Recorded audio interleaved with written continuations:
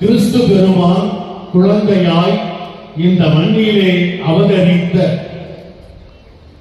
அற்புத திருவிழாவை கொண்டாட பெருமளவிலே இந்த பேராலய வளாகம் முழுவதும் நிரம்பி ததும்பி வழியும் எனது அன்பிற்கினிய சகோதர சகோதரிகளே, உங்கள் அனைவருக்கும்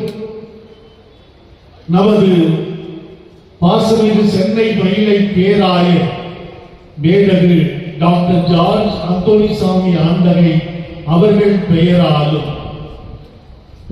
இந்த புனித தோமையார் தேசிய திருத்தல பேராலயம் சார்பாகவும் உங்கள் அனைவருக்கும் இனிய